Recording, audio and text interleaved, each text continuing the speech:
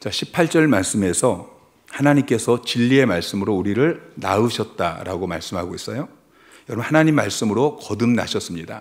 여러분 믿으시나요? 자, 우리가 하나님 말씀으로 거듭났는데, 자, 하나님께서 그렇게 우리를 말씀으로 낳으신 이유가 무엇입니까? 자, 18절 말씀을 보면은 그가 그 피조물 중에 우리로 한 첫 열매가 되게 하시려고, 이게 목적이에요. 그 피조물 중에 우리로 한 첫 열매가 되게 하시려고 자기의 뜻을 따라 진리의 말씀으로 우리를 낳으셨다라고 말씀하고 있죠. 자, 하나님이 만드신 모든 피조물이 있어요. 온 우주 만물이죠. 그런데 우리가 거듭난 것이 첫 열매라고 이야기하고 있습니다.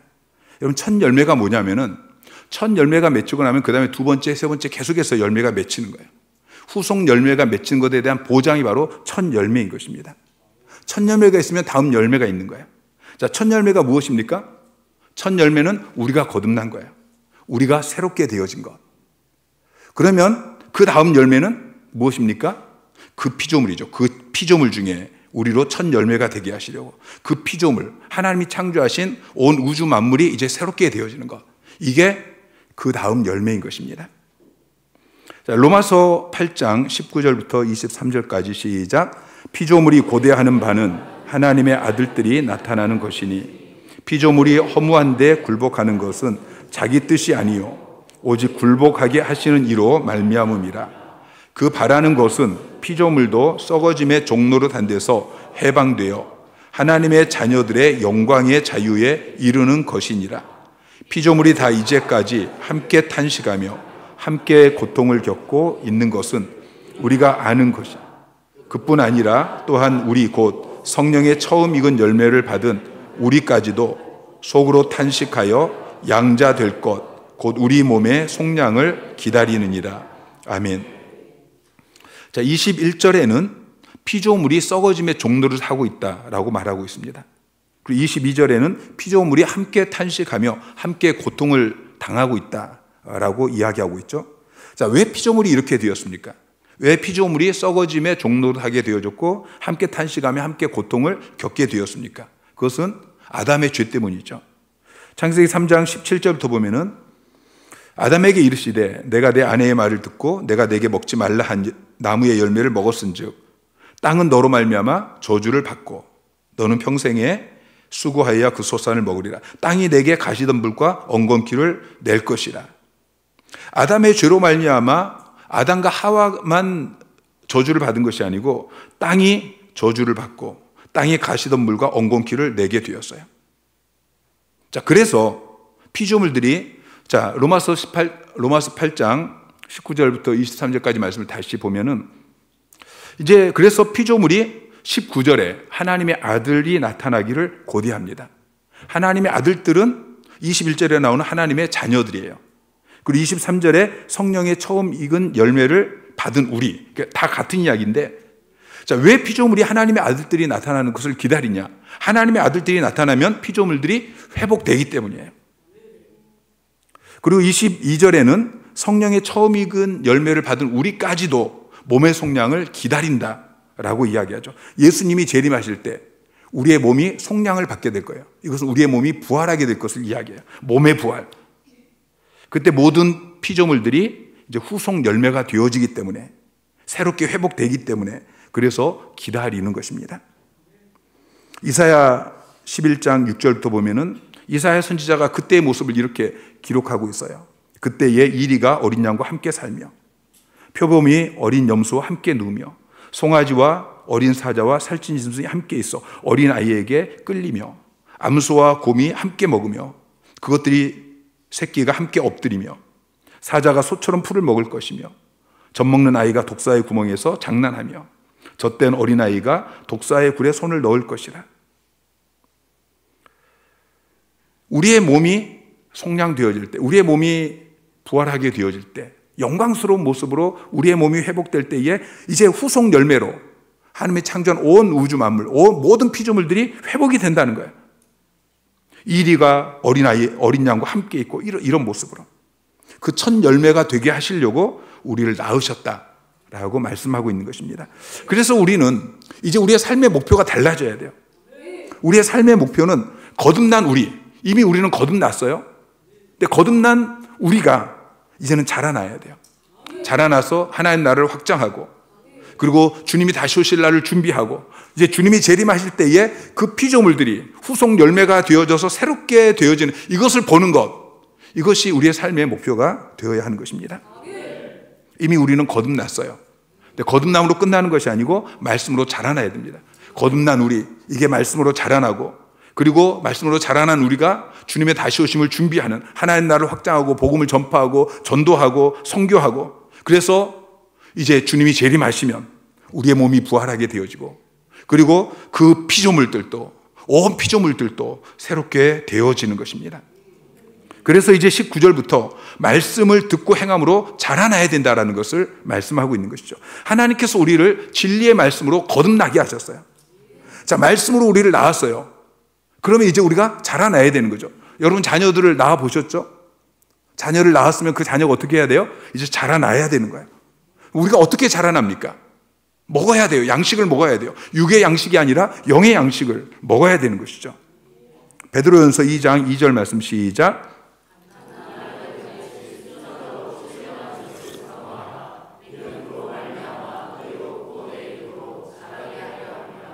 자, 갓난 아이들 같이 순전하고 신령한 것, 이것은 하나님의 말씀이에요. 하나님의 말씀을 사모해라. 하나님의 말씀이 너희로 구원에 이르도록 자라나게 한다. 하나님의 말씀을 사모하셔야 됩니다. 마태복음 4장 4절에 보면은 사람이 떡으로만 살 것이 아니요 하나님의 입으로부터 나오는 모든 말씀으로 말미암아 살 것이라. 하나님의 말씀으로 우리가 사는 것입니다. 하나님의 말씀으로 우리가 자라나는 것입니다. 그래서 야고보는 그 하나님의 말씀을 19절에는 속히 들어라, 또 21절에는 온유함으로 받아라, 또 22절에서는 그 말씀을 행하는 자가 되라 라고 말씀하고 있어요. 오늘 이 세 가지를 우리가 묵상하기를 원합니다. 첫째, 여러분 말씀 듣기를 사모하는 마음을 가지십시오. 19절 말씀을 보면은 사람마다 듣기는 속히 하고 말하기는 더디하며 성내기도 더디하라. 여러분 많이 들었던 이야기죠. 여러분 성도는 입이 작아야 돼요. 입은 작고 귀는 커야 돼요. 여러분 입이 크셔요? 귀가 크셔요? 어떤 사람은 귀는 꽉 막혀 있고 입만 큰 사람이 있어요. 여러분 우리는 귀가 커야 돼요. 어떤 귀가 커야 됩니까? 듣는 귀. 자, 여기서 듣기를 속히 해라, 이것은 사람의 말을 귀담아 들으라는 이야기가 아니에요. 오늘 계속해서 하나님의 말씀에 대해서 이야기하고 있어요. 하나님의 말씀을 듣기를 속히 해라.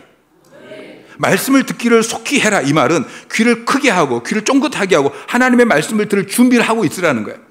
말씀을 사모하라는 것이죠. 하나님께서 말씀으로 우리를 거듭나게 하셨어요. 이제 우리는 그 하나님의 말씀으로 살아가는 존재가 되었습니다. 말씀이 우리의 영혼의 양식이에요. 생명의 양식이에요. 매일 우리가 살아가는 데 있어서 생명의 양식, 말씀을 통해서 우리의 막혀있던 문제가 해결되어져요. 말씀을 통해서 우리 육체의 질병이 치유되어져요. 말씀을 통해서 우리가 가난에서 벗어나게 되어지고, 말씀을 통해서 우리가 세계 모든 민족에서 뛰어나게 되어져요. 말씀을 통해서 하나님께서 나를 천하 만민이 복을 받게 하는 그런 축복의 통로가 되게 하는 거예요. 그래서 우리는 말씀을 사모해야 돼요. 목마른 사슴이 신의 물을 찾게 갈급한 것처럼 그렇게 하나님의 말씀을 사모하고 늘 들을 준비가 되어지고 그 말씀을 속히 듣는 자가 되어야 합니다. 반대로 말하기는 더디하라고 이야기하고 있어요. 우리는 보통 듣기는 더디하고 말하기는 속히 하고, 그런데 야고보는 반대로 이야기해요. 듣기는 속히 하고 말하기는 더디해라. 자, 시련에 대해서 계속 이야기하고 있어요. 시련이 있다고 해서 그냥 입을 쉽게 벌리면 안 돼요. 그때는 원망 불평이 나와요. 부정적인 말, 낙심의 말, 이런 말을 하지 말고, 여러분 힘들 때에 그냥 혼잣말을 해요. 나 혼자 말을 하고 또 사람에게 그냥 하소연하고, 여러분 이게 결국은 다 하나님께 말하는 거예요. 여러분 기도할 때도, 여러분 기도는 하나님께 말하는 거잖아요. 말할 때에 힘들어요, 도와주세요, 바꿔주세요, 이렇게 말하기보다는 듣기를 속히 해야 돼요. 더 많이 들어야 돼요.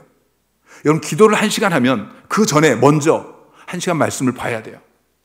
1시간 말씀을 보고 1시간 기도를 해야 돼요. 근데 말씀 보지 않고 기도만 하는 것은, 그것은 듣는 귀는 막아놓고 말하기만 속히 하는 것이죠. 또 성내기도 더디하라고 말씀하고 있어요. 내 앞에 놓여 있는 시련이 힘들다고, 그 사람이 나를 힘들게 한다고, 그것 때문에 분노하지 말라는 거예요. 사람의 성내는 것이 하나님의 의를 이루지 못한다라고 말씀하고 있죠. 여러분, 계속해서 말씀을 드렸지만 하나님께서 우리에게 시련을 주셔요. 그 시련을 통해서 하나님께서 나를 만들고 계셔요. 시련은 나쁜 게 아니에요. 하나님이 우리에게 주신 좋은 거예요. 고난이 축복이고 연단이 축복이고. 그래서 힘들다고 성내기를 더디하라 말씀하고 있는 것이죠. 두 번째는 순결한 마음으로 하나님의 말씀을 들어야 합니다. 21절 말씀 시작. 그러므로 모든 더러운 것과 넘치는 악을 내버리고 너희 영혼을 능히 구원할 바 마음에 심어진 말씀을 온유함으로 받으라. 자, 거룩한 하나님의 말씀을 받기 전에 먼저 우리가 우리의 마음을 깨끗하게 해야 돼요. 그래야 하나님의 음성을 제대로 들을 수 있어요. 우리의 생각이 세상 것으로 분주하고 죄악된 생각으로 가득하고 그러면 하나님이 말씀하셔도 그 말씀을 제대로 들을 수가 없는 것입니다. 어떤 화가가 화랑에서 전시회를 하는데 친구들이 왔어요. 이 화가가 그 친구들을 데리고 먼저 지하실로 데려갔어요.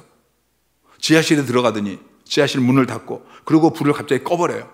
캄캄해져요. 친구들이 깜짝 놀랐는데 그 친구들에게 10분만 명상하는 시간을 가지게. 그리고 10분 후에 다시 불을 켰어요. 친구들이 왜 그렇게 하냐고 물어보니까 자네들은 지금까지 세상의 더러운 것들을 보느라고 눈이 너무 타락해서 그냥 그 눈을 가지고는 그림을 제대로 볼 수 없네. 그래서 이 캄캄한 곳에서 우선 눈을 깨끗이 씻고 그 다음에 내 그림을 제대로 볼 수 있네. 그렇게 이야기했어요. 음악가들도 마찬가지예요. 정말 자기가 애호하는 그런 음악이 있을 때는 그 음악을 듣기 전에 먼저 귀를 깨끗이 씻는다고 그래요. 다른 소리를 일절 듣지 않고 먼저 귀를 조용히 쉬게 하고 그리고 나서 자기가 정말 좋아하는 그 음악을 듣는다고 합니다. 여러분, 하나님 말씀도 마찬가지예요.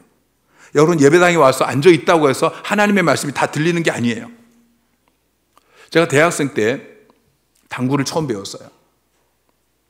강의실에 앉아 있는데 당구공만 보여요. 교수님이 강의를 해도 이 공만 보이는 거예요. 여러분, 교수님이 아무리 강의를 해도 그 강의가 귀에 들어오지 않아요.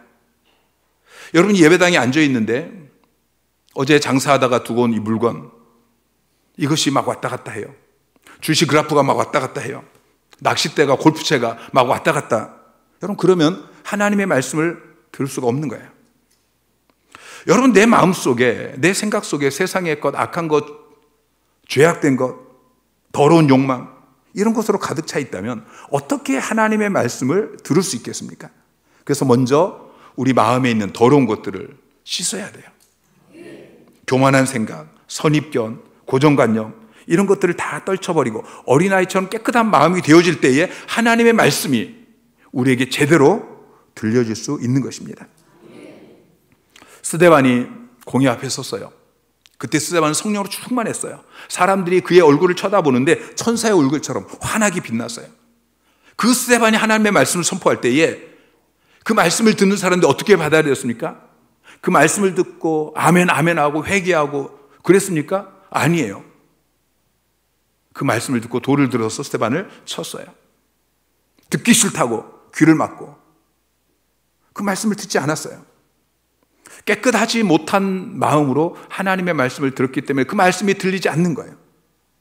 주님께서 4가지 밭의 비유를 말씀하실 때에 길가에 떨어진, 또 돌밭에 떨어진, 가시밭에 떨어진, 좋은 땅에 떨어진 그 씨, 이 씨는 하나님의 말씀이에요.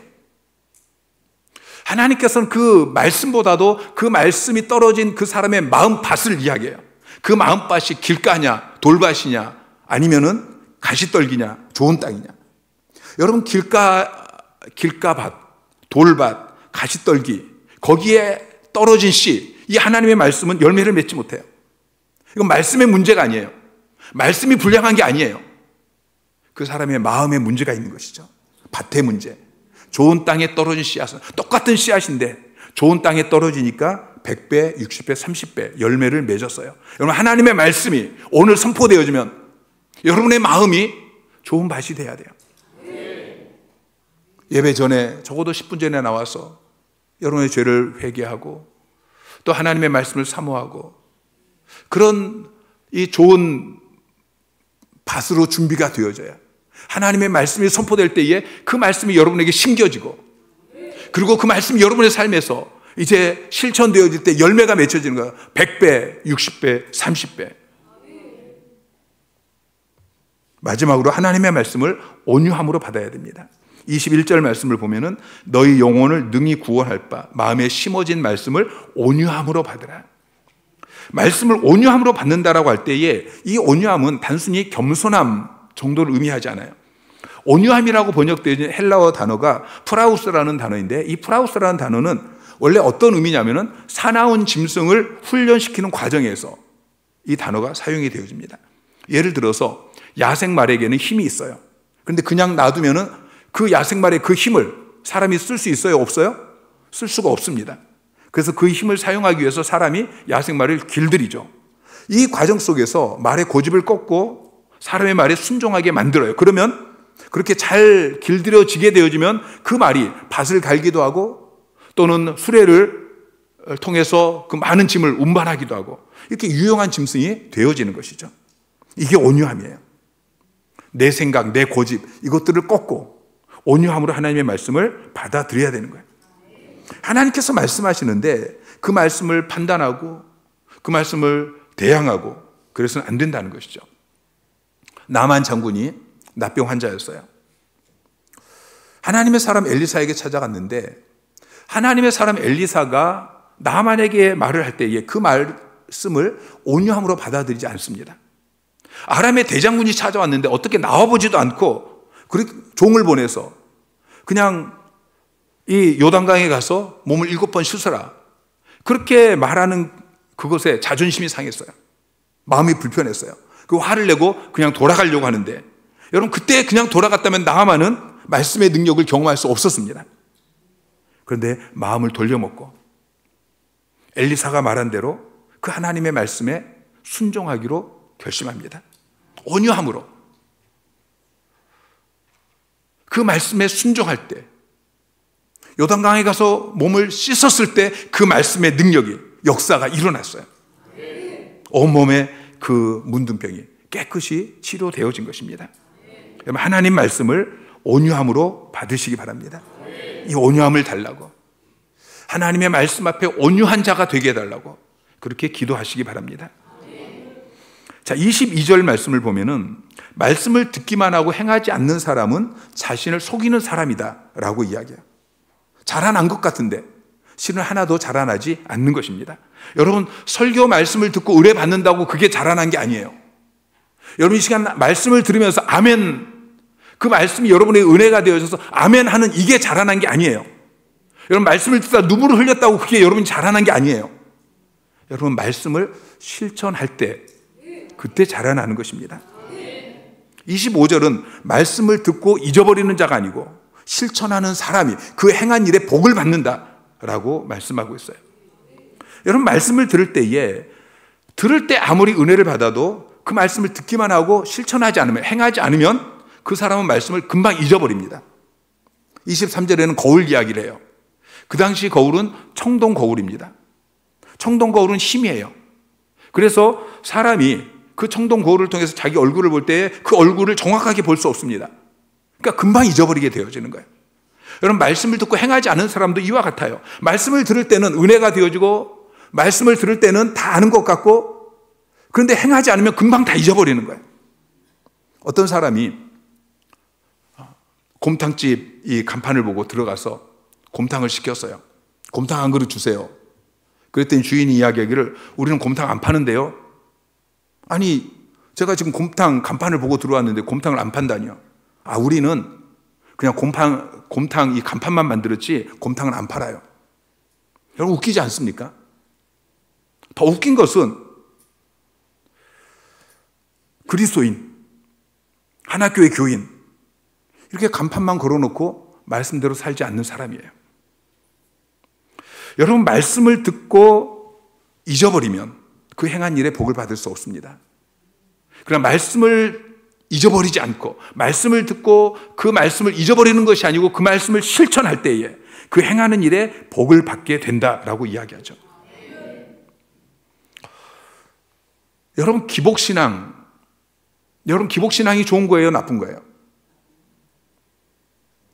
여러분, 기복신앙이라는 그 단어의 의미는 복을 받기를 원하는 신앙, 이게 기복신앙이에요. 여러분, 하나님은 복 주시는 분이십니다. 25절에 보면 복을 받으라고 했어요. 여러분, 이 복을 받기를 원하는 신앙이 돼야 돼요. 여러분, 기복신앙 자체가 그게 나쁜 게 아니에요. 샤머니즘적인 잘못된 기복신앙이 문제인 것이지, 우리는 기복신앙을 가져야 돼요. 잘못된 복, 현세적인 복, 이런 복, 절에 가서 산에 가서 막 물 떠놓고 비는 이런 잘못된 기복신앙이 아니라, 여러분, 예수 믿는 사람들 가운데 이런 사람들이 많이 있어요. 교회 나와서 예배도 드리고 말씀도 듣고 기도도 하고 그러면 하나님께 복을 받는다고 생각하는데, 근데 중요한 것은 어떻게 사느냐. 여러분, 샤머니즘은 하나님의 뜻에 관심이 없어요. 우리는 하나님의 뜻에 관심이 있어야 돼요. 그리고 사실 하나님의 뜻은 우리가 행복해지는 거예요. 하나님의 뜻은 우리가 복받는 것이고 우리가 행복하게 되어지는 거예요. 그래서 우리에게 어떻게 살아라 라고 말씀하시는 그 하나님의 뜻, 여기에 우리가 관심을 가져야 되는 것이죠. 바른 기복신앙은 하나님께서 복 주시는 분이다 라는 것을 믿고, 그럼 하나님이 우리에게 복 주시는 원리가 무엇인지 말씀을 통해서 살펴보고 그 말씀대로 살아가는 것, 복받을 자리에 서서 복받을 짓을 하는 것, 이게 바른 기복신앙인 것입니다.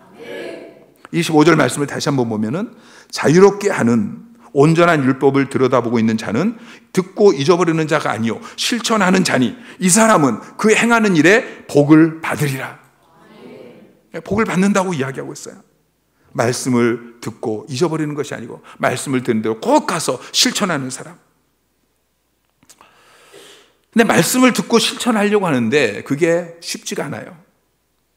요한계시록 10장 10절 말씀 시작. 내가 천사의 손에서 작은 두루마리를 갖다 먹어버리니 내 입에는 꿀같이 다나 먹은 후에는 내 배에는 쓰게 되더라. 자, 말씀을 들을 때는 꿀같이 좋아요. 여러분, 설교 말씀을 들을 때는 너무 좋죠.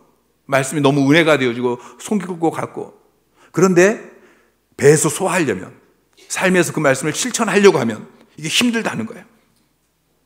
무엇보다도 사탄은 우리가 하나님의 말씀대로 살면은 자유를 잃어버릴 것이다 라고 우리를 속여요. 사탄은 늘 거짓말장이거든요. 25절은 우리에게 어떻게 이야기합니까? 자유롭게 하는 온전한 율법이라고 이야기해요. 여러분, 율법은 우리의 자유를 빼앗는 것이 아니고 율법이, 하나님의 말씀이 우리에게 자유를 주는 거예요. 율법이 우리를 자유롭게 한다는 것은 율법이 우리를 구원한다는 말이 아니고, 여러분, 우리가 구원받고 우리의 죄가 사함받고 사망의 권세에서 자유롭게 되어지는 것은, 그것은 예수 그리스도의 십자가와 부활을 믿는 믿음으로 우리가 자유롭게 되어지는 거예요. 그런데 구원받은 우리가 자유와 해방을 누리기 위해서는 율법을 지켜야 돼요. 말씀을 지켜야 돼요.